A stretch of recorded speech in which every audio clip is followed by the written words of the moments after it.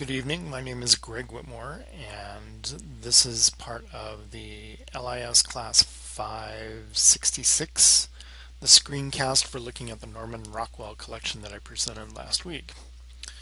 To get to the Norman Rockwell collection, if you've never been there before, I recommend going to Google and typing in Rockwell Collection. I'm a firm believer in truth in advertising. The very first thing that pops up is the Norman Rockwell Museum Digital's collection. Go ahead and click on the link, and the very first thing that comes up is the terms of use, meaning that if you find any images on here, you can use them for research and scholarship, but don't be trying to make any money off of them because they're going to get pretty ugly with you. As you can see, there's quite a bit of legal gobbledygook here, but we're just going to go ahead and accept it. So this is the Norman Rockwell Museum Digital Collection. As we mentioned, or as I mentioned a couple of days ago, Norman Rockwell is a great painter that was born in the 1800s and had a huge career creating covers in a very realistic method for the Saturday Evening Post. We can see just by coming into the digital collection here where we can get all kinds of information on his paintings, his work studio, the photographs that he used for reference, which is something we'll look at in a little bit. If we click here where it talks about Project Norman, this actually gives us a rundown of how the digital project began. And of course, Norman is an acronym for New Online Rockwell Media Art and Archive Network, which I think is pretty clever. Anyway, it says that it starts in 2003, that they've digitized and preserved quite a bit of his artwork, and that the whole project actually took 10 years to complete, although I think it's still going on, just not maybe as intensely as it was in the beginning. In addition, they've got a negative collection of photographs that are used for reference material that are indexed on the site, audio reel-to-reel recordings of lectures and interviews, the actual digital catalog itself, all kinds of information here, including all of the people that actually granted money in order to create this archive, which I think is pretty neat. So let's go back into collections and actually do a search. And actually, if we're looking at the collections, we can just kind of hover over that tab right there and we can see that we can get into any one of these, which is going to give us more information about the collection or specific parts of it. We're going to go back to browse the collection. Now, up in the search, I noticed when I started looking here that I was looking specifically for images, but I didn't know what they were called. For instance, this image right here, which actually has 3 pictures of Norman Rockwell in it, has a very specific name. And of course, if you look down here, you can see that. But if you didn't know it, how would you find it? And you might look under, let's say, man in mirror, just to use some keywords, just to see what comes up. So we look at man in mirror, and it actually doesn't give us anything. I don't think he's got anything looking in that particular instance. So let's try girl in mirror, because I know that's the title of one of his images that he did. So you can see where it talks about the actual reference photographs, and these are photographs of the negatives that he did. In fact, this one, if we look at it, let's go ahead and expand it a little bit. So we can see that there's a girl looking in front of a mirror, similar to the picture that he would end up doing. Notice too that all of the images in this archive are watermarked so that people can't use them illegally. As we scroll down here, we can see the beginnings of the metadata schema they used, which is Dublin Core, according to one of the catalogers that I talked to about this. So we have the title, the type of object, which will be useful later on when we start talking about the various formats that he's using for these things. When the photograph was taken, how big it was, all kinds of information here. And once we get down here, we can see the actual painting that he based this photograph on, or that this photograph is based on. And there it is. So we can see the girl looking in the mirror. She has her magazine here. She's got a doll over here, and it looks like maybe a comb and a brush here. So she's kind of looking at herself. At least this is what I interpret. She's looking at herself and thinking about. She's kind of on that edge. The doll kind of represents her childhood, as does maybe the small chair and her somewhat smaller frame, but she's maybe becoming a teenager, so she's looking at herself, seeing if she thinks that she's attractive. She's looking at an adult magazine. She has the comb and the brush there. So she's changing from a child into an adult. Anyway, here's some more of the metadata that we were looking at earlier. And as we scroll down here, we're going to get an awful lot of data. It includes the publishing company, a description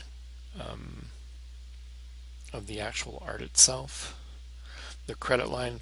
The nice thing about Norman Rockwell, and I don't see it in this particular one, oh, it's right there, is that he signed all of his works. You can see where the watermark is right up there, but that's not what I'm talking about. But right here, NORMANROCWELL is the signature. He would sign all of his artworks in some manner, way, or form. It gives the original image size and the frame size. Tells you what kind of media materials he used. This is what I thought was fascinating. This is the bibliography for this particular picture. So every time it was reprinted professionally, there it is right there, including books, magazines, all kinds of things. He even includes, or the subject data, the subject person is included in this, which is kind of fascinating. So here's the model that he used. And it looks like she's hyperlinked. If I were to click that, I didn't do that originally, but if I click it, this will give me all the pictures or all the references that he used for her. It's kind of cool. Going back to our original picture, we have a series of subjects, and I did make note that the indexers that are on this site were actually using the Library of Congress terms of graphic materials for their subject data, which you can see identified here.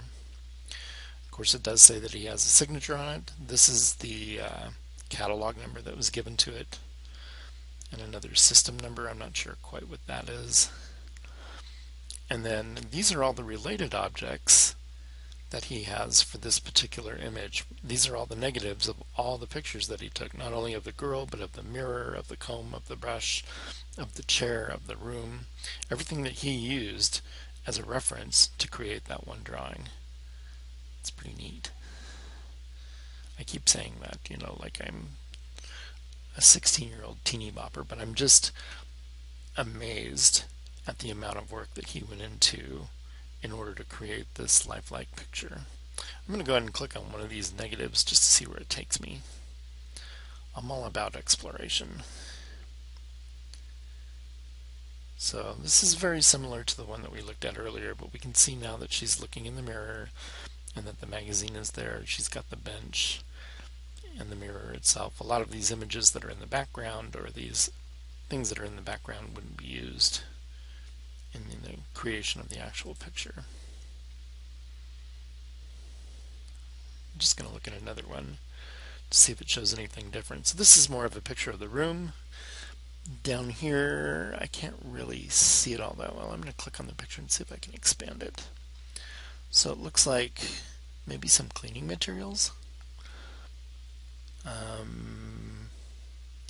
There's the chair, and we can see a staircase right there in the mirror looking maybe up. Fireplace, there's the doll that would be used in the picture. There's a bed warmer right behind there. Very interesting stuff. And again, this was, his, even though his references were taken in the 1950s, he was really kind of looking at Americana from the early 1900s to maybe the 1920s. So you might see old things like the bed warmer there. Anyway, I think it's really neat that they actually have all of his negatives cataloged in this collection as well. Really not much else I can see here. Let's go ahead and look at another picture. Look at Runaway.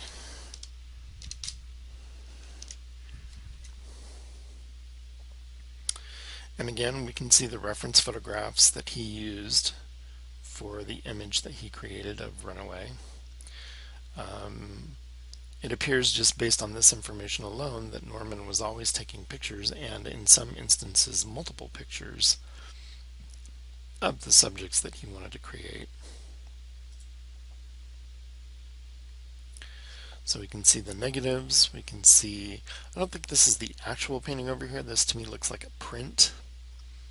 And of course these are the models that he uses as reference for the actual image itself. Not all of these I don't think he ended up using because there's only 3 characters in the actual print.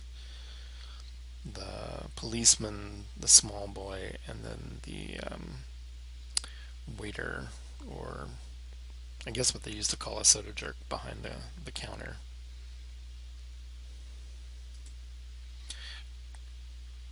As we keep looking through here, I always wanted to see, okay, so here's probably the original print. Most of the time when you were looking at the original painting, it would say painting down here in the small amount of metadata that was there. And this is what the actual cover looked like when it was published. So let's take a look at that really quick. So we can see again that it's the Saturday Evening Post. It was done in, I want to say 1958. Yeah. So he created it in September, well, it was published on September 20th, 1958. And there's a little bit of information about Mickey Cohen there. And really not too many other things. I'm going to click on the larger picture to see how big it'll actually get. And see, once you actually blow it up, there's a lot more detail. You can see the menu in the background, the old radio that's there, the little boys running away thing. And this looks like maybe it was it's not a UPC code, so maybe it was like a mailing label or something like that. Anyway, one of the things that always fascinated me about Norman Rockwell is the fact that his paintings don't look like paintings to me at all. They look like, photographs. That's how realistic his style was. So we can see that the title is The Runaway, that it was a cover that he published. Again, the measurements for the work. And because this is a cover, it doesn't actually give us all of the places that it appeared, nor does it give us the negative references. But I bet if we click into here, we'll get the original painting, so we can see what the original work looked like without all the magazine information on it. We get a little bit of a description and explanation of how the image came to be, where it was reprinted, again, who the models were, some keywords that people can look up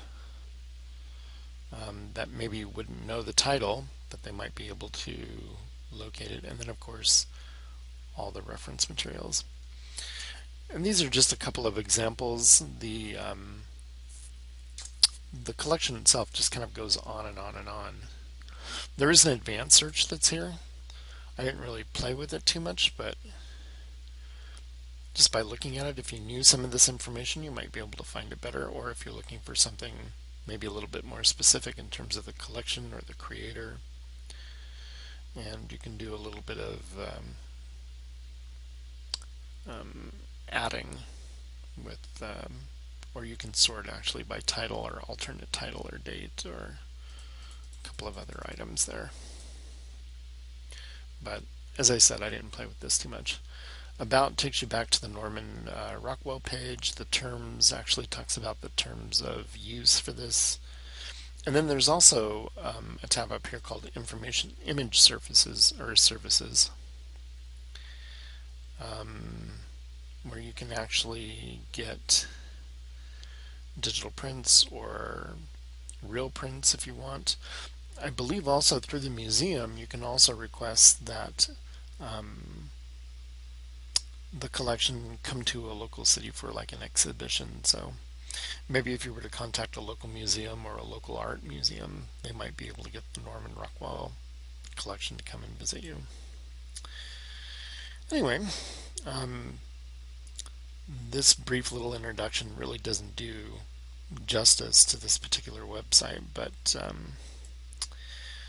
you could spend hours looking at images here and reading, excuse me, reading about everything that Rockwell did. So you can actually see a video here. I don't know if that's actually him or not, or if it's somebody that just works at the museum as a volunteer.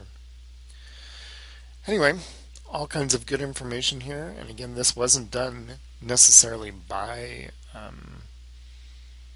well, I guess it was done by librarians, and it did have Dublin Core in it. So the people that put this together really did know what they were doing. So thank you for joining me. I appreciate it, and have a good night.